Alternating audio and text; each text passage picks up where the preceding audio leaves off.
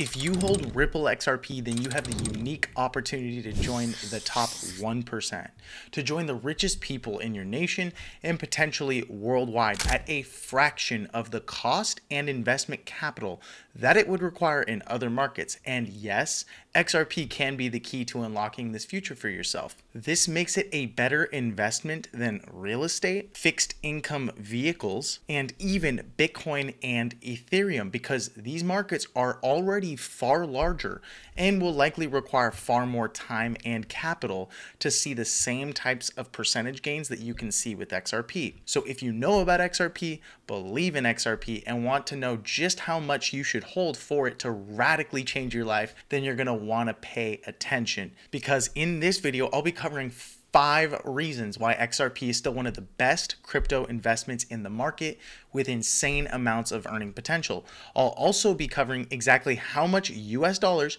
you'll need to invest in XRP in order to join the 1% as it hits a realistic price target over the next 5 to 7 years max. And the reality is the time is already going to pass anyway, so you might as well be further along by planning right now. Those who fail to plan to fail. So stick around, because near the end of the video, I'll share a rock solid game plan and strategy that will help you commit to and achieve the goal of joining the richest 1% of people in the world. And it's guaranteed to work if you work it. So if you're feeling blessed, comment 777. If you're feeling bullish, comment 777. And if you're going to be joining the 1% club, then smash the subscribe button. Before we dive in, a quick reminder that the opinions in this video are for informational and educational purposes only and do not constitute financial, legal, or investment advice. All investments, including cryptos, carry risks and potential losses. Always do your own research and consult with a licensed financial advisor. We are not licensed financial advisors, and relying on our content for financial decisions is at your own risk. By watching this video, you agree we are not responsible for any losses or damages, and we do not guarantee any specific results or outcomes. Some of the links below may be affiliate links, and we may earn a commission, which actually helps support this channel and helps us to create value-based videos like this. We also hold some positions in the cryptocurrencies that we talk about, but that's only because we do what we believe in. However, this should not be interpreted as a recommendation for you to do the same. With that said, let's get into the video. Hello and welcome back to the channel. First, I want to start this video by getting you a bit motivated about this goal, because it is not a small goal. And I understand the reality is if you're here, you probably have big goals and dreams and desires, and ultimately it's going to require a lot of money, but you've got to remain committed. And so I watched this video recently, it hyped me up, and I hope that it hypes you up as well. You ain't no boy no more. This ain't no base. This ain't no I want to go party. Now it's time to create a legacy now. You had your fun. Now get to work. Don't make excuses. Don't blame any other person or any other thing. You can't cheat yourself, man. Stop expecting results that you know you didn't work for. The struggle is real. It never gets any easier. You gotta get harder. Stay hard. So in order to join the top 1%, you need to have a goal, you need to set it, you need to be clear about it, and then you need to commit to it over a sustained period of time. Now, the reality is we don't know how long we have until XRP starts flying high to new all-time highs, but what we do know is that right now it is a very good price relative to the potential of what it can become. So I'd like to start the video by dispelling a common myth most people believe. The reason most people invest into something is for one of 2 reasons. And in crypto, we often lie to ourselves or believe lies about why we invest, like the common, I'm investing for the tech, I'm investing because they have a good team or they have a great utility. But at the end of the day, the 2 reasons we're really investing is because we are either trying to create wealth or preserve wealth. Like, imagine if something didn't move for a decade, right? And you had invested in it 10 years ago. Would you still continue to hold it for another 10 years just because of the tech? The reality is by that point, that phase is already past, and the team might dynamically change, and some of them might have got sick or moved on. You never really know. So the reality is we always have to be very serious about where we're at in terms of our investing, and then remember the #1 goal. It is to preserve wealth or to create it. And for the majority of you on this video, and myself included, it is to create wealth. So what's the myth? The myth is diversification. Most people believe you need to diversify in order to become wealthy. I've heard it put another way. The average millionaire has 7 different streams of income. That might be true at the higher levels, but the reality is the majority of millionaires that I know, right, created it by doing one thing really well and doing it over and over and over again until they are worth millions of dollars. And in the case of Warren Buffett, he actually agrees. Diversification is widely considered an investing basic. Personal finance courses teach it as gospel, deriding individual stocks as tantamount to casino gambling, right? In other words, just picking any stock or crypto is like gambling. Billionaire investor Warren Buffett famously stated that we think of diversification is, as practiced generally, makes very little sense. Think about that for a second. Very little sense for anyone that knows what they're doing. It is protection against ignorance. In other words, for the majority of my friends who are not going to tune in and be very serious about their investment portfolios, and they're like, what should I invest into? But they're not going to keep an eye on the markets or things at all. Then I just say a great S&P 500 index fund or QQQ NASDAQ, because it is safer to invest in a whole group than a few individual stocks over a long period of time. But if you're going to tune in and be serious about your goals, then it's better to do concentration. Again, diversification is for the preservation of wealth, whereas concentration is for creating wealth. In his view, studying 1 or 2 industries in great depth, learning their ins and outs, and using that knowledge to profit from those industries is more lucrative than spreading portfolio across a broad array of sectors. So that said, what does it require? How much US dollars would it require to join the top 1% in the world? Well, it's really dependent, and the stats are hard to come by because they're constantly changing based on all sorts of dynamics like GDP, the size of a nation, how inflationary that asset is, so on and so forth. But as of recently, I've been getting numbers in the $5.8 million range, at least in the US, and then higher in places like Monaco or Switzerland, but then far lower in places like Italy, Spain, Japan, China. So at the end of the day, we're also not considering that these are wealthier nations. There are a lot of other nations that are far lower on the GDP and wealth scale. For example, over here it says you need 4.4 million in the US, and then we get other countries like Malaysia, Russia, Argentina, Brazil, Indonesia, Kenya. You really don't need that much in some of these countries. So what I did was I took all of this data and plugged it into ChatGPT to run a pretty good average. As you can see here, most of the averages actually came out to about 13.7 million in the US, but in other countries it really averaged out to far less. So the global benchmark would be about $1.3 million to be the richest 1% of people in the world, but generally speaking, it'd be closer to 3.25 million if you're in a first world nation. So how do we make $3.25 million with XRP, and how much would we need? Well, first we have to understand why it's a good investment. And so I'm going to dive into the 5 reasons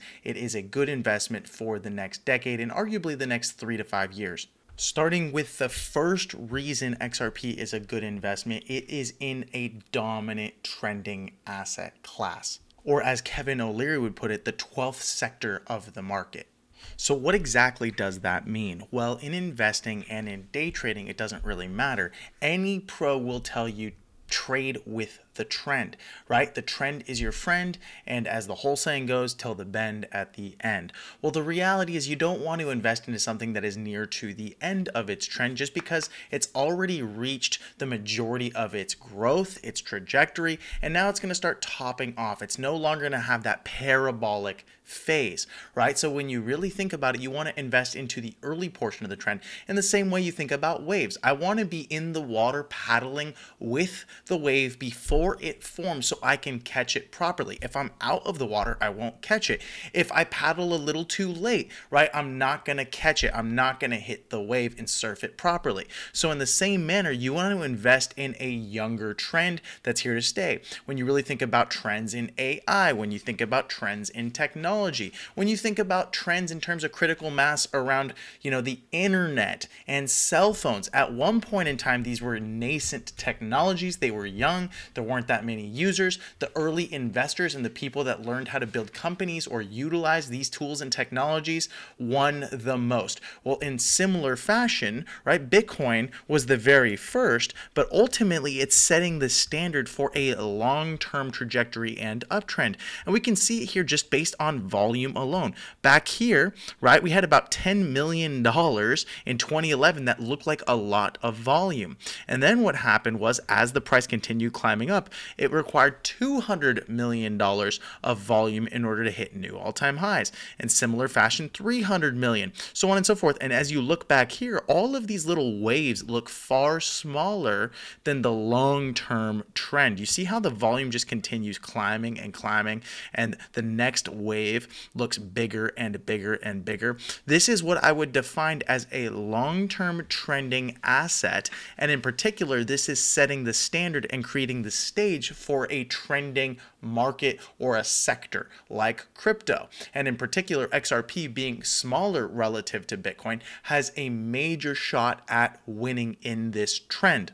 So right here, I actually put together a chart showing the trends and when they started really going parabolic in terms of the internet and cell phones and now crypto, in order for it to reach not only its first billion users, but its first 5, 8, 10 billion users potentially in the future. Now, I don't know if we're going to ever get to 10 billion people worldwide with the current declining birth rates, but what I will say is it's a really interesting chart. So right here in 1980, right, we had under about 1 million users on both cell phones and the internet. They were both very young. They were new technologies. Virtually nobody was using them. Then in 1990, we had about 2 point whatever million users on the internet, and we had about 11 million people using cell phones. These are probably still the brick-sized cell phones. It was very expensive. The technology wasn't that efficient.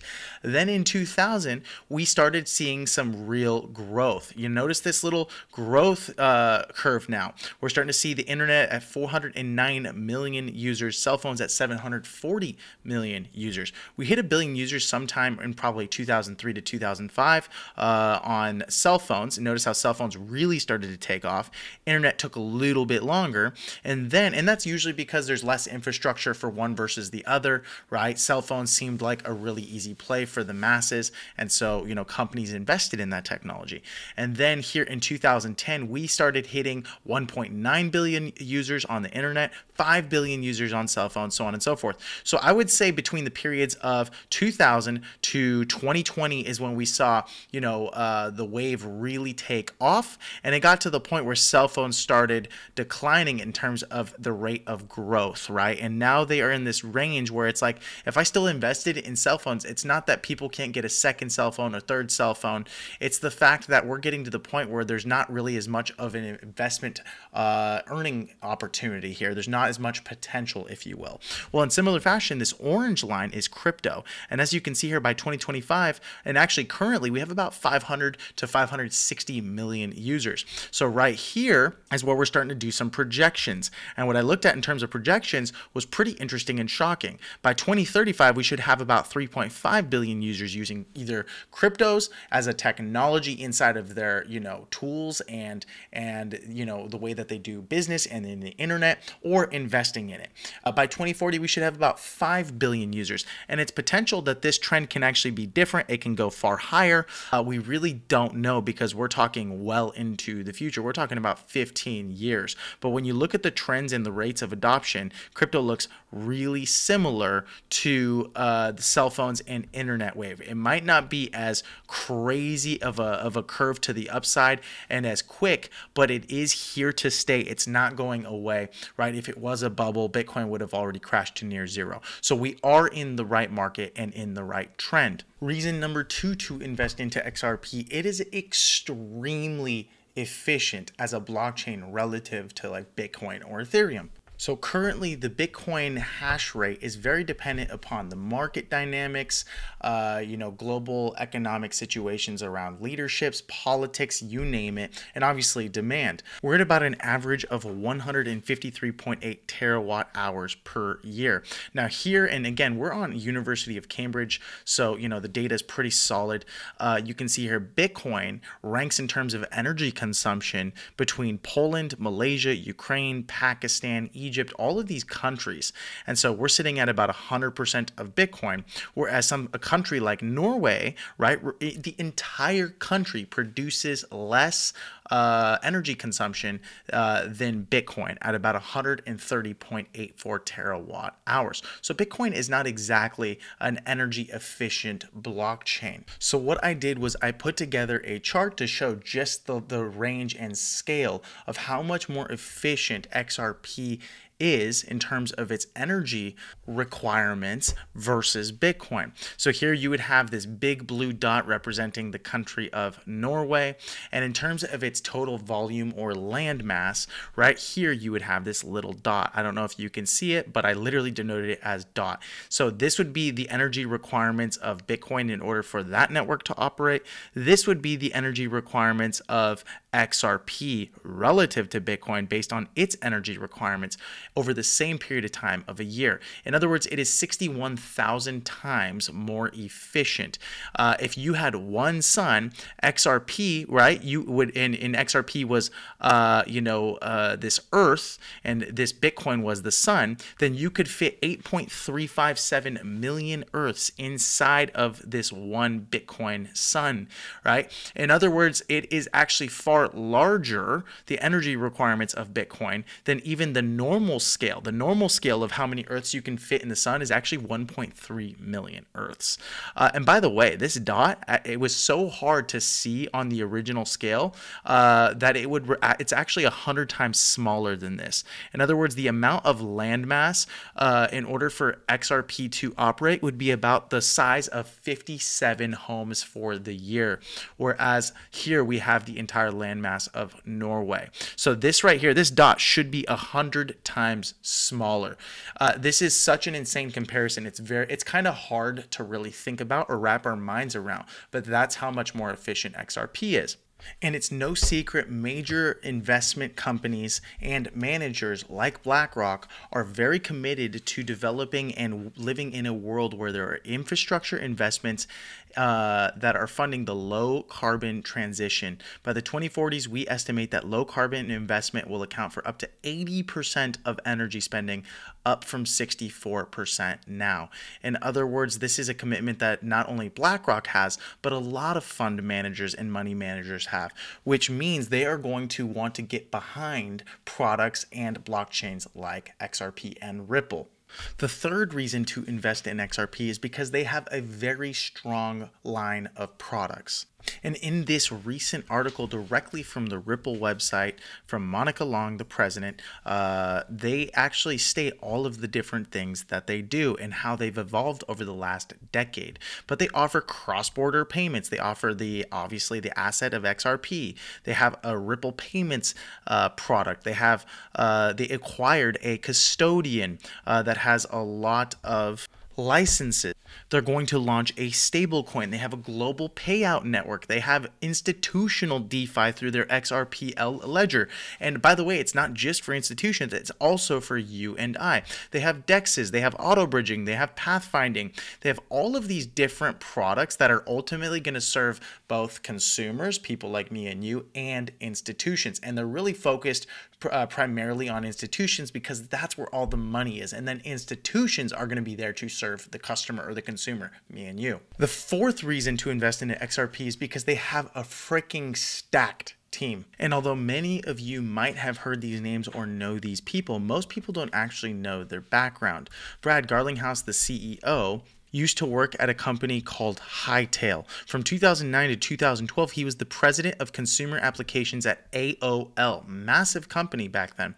And prior to that, he held various executive positions at Yahoo. Again, another major name we've heard before. This guy has been in and out of Silicon Valley for many years. He knows what he's doing, and he's obviously built a pretty good brand and reputation for himself by this point. Then you have David Schwartz, the Chief Technology Officer. In other words, the Chief Engineer and Nerd. David was the Chief Technical Officer for Webmaster Incorporated, a Santa Clara software developer. He developed encrypted cloud storage and enterprise messaging systems for organizations like CNN and even the the National Security Agency, or the NSA. So obviously this guy's qualified and has some deep experience. Then I won't take too much more of your time, but you can go ahead and dig into each one of these people yourself by going to the Ripple website, going to the company, and then checking out the leadership. And each one of these individuals has a deep and long history in the world of finance, in the world of business. They have deep connections, and I believe that this is a winning team. It also helps to know that they are a growing company. They have, directly from LinkedIn, about 501 to 1,000 employees.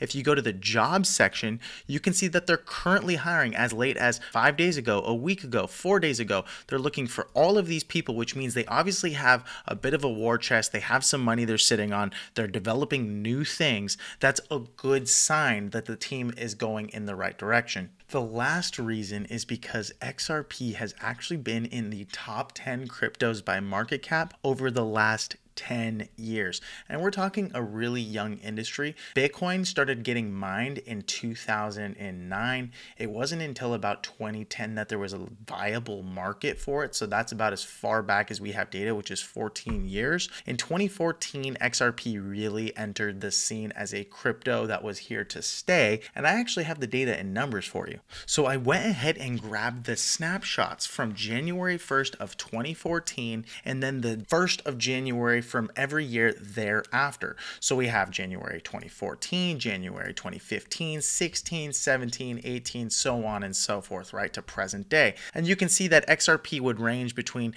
number 2 to, like, I believe number 8 at one point in time. It was its worst year. But then I went ahead and downloaded that data, exported it to a spreadsheet so I could see the actual market cap over that period of time at the start of each year, 2023, 2022, so on and so forth. And in 2014, it was sitting at a market cap rank of number 3. Its worst year was 2022 when everything tanked, but this was actually right after the SEC lawsuit and we really didn't know what was happening. There was no clarity. So it dumped to number 8. Since then, it's been ranging at number 6 over the last couple of years, and it is very much possible that it'll stay in this ranking over the next 4, 5, 6, 7 years. So as the entire market grows and expands, it's obvious that XRP is going to be a major player in the space. It has not been removed from the top 10 over the last decade, while many cryptos have pumped really hard and then dumped really hard. So it's obvious that this thing is here to stay. The question is, how high and how far will it go? Well, I couldn't leave you at number 5. I do have to provide a bonus reason it's probably good to invest in XRP, and that's because it experiences explosive breakouts, and that's relative to all of the other major cryptos and performers. So most cryptos, when you look at them, especially the larger market cap cryptos, when they're trending, they do trend strong relative to, let's say, stocks or other markets because it's crypto, it's more volatile, there's less money in it, so on and so forth. But they still have something that is far more predictable, I would say, until they have their like blow off top or exhaustion gap or whatever, right? And we don't technically have gaps in crypto. But what I've noticed about XRP is that whenever it breaks above what I would call a Darvis box, right here, you have a box or a range of support and resistance. When it breaks out, it really moves. This was about a 5,000% move. Then when it ranged right here for a while in this box and, you know, support resistance, so on and so forth, it broke out for another large move. Now, again, this was in 2017 to 2018. In similar fashion, right through COVID, with a bit of, you know, I would say volatility because of the pandemic and a black swan event. Whenever we broke outside of this Darvis box, right, over a period of like 3 months, actually 2 right here, we pumped really hard, but still times were uncertain. This was 2021 and it was struggling to really make any serious progress considering it was under the hammer of the SEC. Well, now what we've been doing is ranging over a long period of time. Since 2022, that low, we've been ranging between about, you know, 42 cents to 75 cents. So it's likely that if we break out above the 75-cent range and this box, we are going to see another very explosive move. And at this point, any catalyst could do it, whether it's the end of the summer and the entire full-fledged bull market comes, you know, running along, whether they get another major banking partnership, or maybe they, you know, have a final settlement in the SEC lawsuit. Whatever catalyst it may be, if we break and touch the range of 75 cents yet again, it's highly likely likely that we're probably going this time around to at least that previous all-time high and then pump into the new all-time high range. So for the sake of simplicity and to help you get and develop a game plan to be wealthy with XRP, right, what are we going to look at? Well, we got to find and create a target, right? We got to know where we're potentially going to take some profits or sell at. What we're looking for is $3.25 million. And I'll go ahead and leave that right up there. Now, what we need to do is know the price that we want it to get to in order to have about $3.25 million, how much we would need to invest at maybe this price and then maybe a buck. So what I'm going to do is I'm going to take a very simple fib tool. I'm going to take it from the top of the previous all-time high back in 2014, and then I'm going to take it to a low that's pretty reasonable, that isn't a crazy wick, but sees a lot of support, and that would be right around here. And as you can see, the first major pump took us up to about the 1.618 range right there. The next major pump took us up to the 2.4 range. So we can argue that you at least in this next major bull market cycle, whether it's, you know, a year, 2 years, or maybe 4 to 5 years from now, right, we're probably going to see that 1.618 from the top of this current all-time high to the major lows right here. So what I'm going to do is I'm going to take another fib tool and I'm going to grab it. And again, this is on a logarithmic scale. And I'm going to make sure I'm touching a lot of major points right here, and I am going to neglect this major breakdown from coronavirus. This seems to be a strong support right here at the 17-cent range because we hit it once, twice, 3 times right here. We're supported, and it's never been back there since. That would be a reasonable range, and what that would get us is at about a $21 price point. So that would be my major long-term target. And again, whether that comes in, you know, this next year, which I don't know if that's possible, that would be about $1 trillion market cap, or by 2026 to 2027, doesn't really matter to me. What matters to me is the target. And I do believe that's something that is probably realistic by at least 2027, 2026, right? As adoption grows, which means if we hit that target, how much XRP would you need? And for the sake of simplicity, I did the math for you. If you had 154,762 XRP and it pumped to $21, then you would have $3.25 million and you would join the richest 1% worldwide. And in order to reach that goal, the investment required, right? And I did it at a reasonable range of between 65 cents because currently we're trending up. And so if it hits, you know, that 65-cent range, and let's say you just dumped X amount of dollars in, then you would have enough XRP to hit that goal. And then the high end of the range would be upwards of $1 right here. So between 65 cents to $1 would be my buy range, right? And if we dump even lower, it would require less capital, but I'm, you know, being reasonable and saying it could potentially break out sooner rather than later. So the investment on the low end would require about $100,500. On the high end, it would require, if it hit $1 and that's where you got in on average, it would require, again, you know, to hold 154,000 XRP at $1, it would require $154,000. That's almost a given. So that said, anywhere in between here would be far more realistic. So if you got in at an average of like 82 cents or whatever, right, then it'd be somewhere in the middle. Now, how do you hit a goal of investing over $100,000 in order to join the richest 1%? Maybe you're thinking to yourself, it's not that realistic for you. But if you're in the United States, your average income per year is going to be about $74,000. And so I did the math, right? Even just to be a millionaire, let's say your goal is like, okay, well, I want to be a millionaire, and you invested 15% of your income for about $10,500 per year, you could still become a millionaire if XRP hit this price target of $21, right? And if you said, okay, well, I'm going to commit to the next 5 years, maybe you already have $100,000 sitting around somewhere. Maybe you have an extra boat you've been sitting on that you don't really use. Maybe you have things you could get rid of. Maybe you could pick up an extra part-time job. There's a million things and ways you can do it. But at the end of the day, you have to commit to the goal and say, I'm going to find a way to make this happen. This might seem like a lot to you right now, but eventually you can get here if you commit to getting here first. So what's harder to do, right? To get to $3.25 million or to get to $100,000 or $154,000? Well,